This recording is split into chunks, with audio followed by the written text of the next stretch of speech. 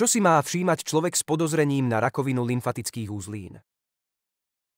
Prvý príznak, ktorý u mňa nastal, bol, že mi začala odchádzať kondícia a cítila som sa veľmi unavená. A to som vedela, že niečo nie je so mnou v poriadku, pretože ja som človek veľmi aktívny bola. Ja som športovala, každý deň som cvičila a som vedela, že toto nie je v poriadku. Takže to bol prvý príznak. A potom ďalší príznak, ktorý sa postupne sa k tomu pridalo teploty. Každodenné teploty, ktoré mohli byť od 37,2, 37,5, 38, 39, 2 dní nič, potom zase. A to pokračovalo samozrejme, to už trvalo dlhodobo. A ďalší príznak bolo nočné potenie. Ale také nočné potenie, že ja som sa musela prezliekať niekoľkokrát za noc.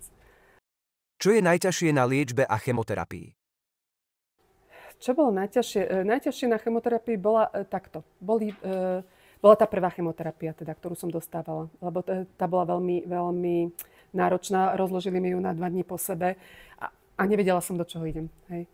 Čiže tá chemoterapia bola vtedy, a bola som teda nesmierne po nej unavená, odrovnaná. A bola som prekvapená, že nemala som také, dostanete samozrejme niekoľkostránové tlačivo, kde vám popíšu aj, aké vedľajšie môže mať príznaky chemoterapie a tak ďalej.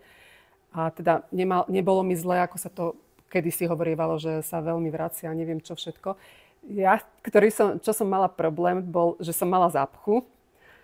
Čiže toto som musela riešiť a že po tých chemoterapiách sa vám zmení chuť, ktorú máte v ústach. Ja som všetko, mne chutilo hnusne a horko a ja som nechcela jesť. Ako sa prejavuje rakovina lymfatických uzlín?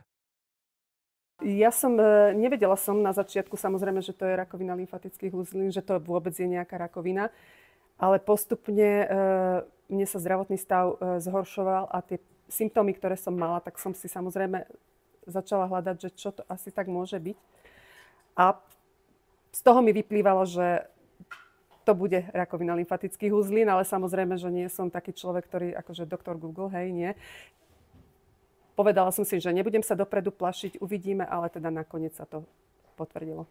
Ale bolo ju veľmi cítiť, lebo ja som mala veľké bolesti.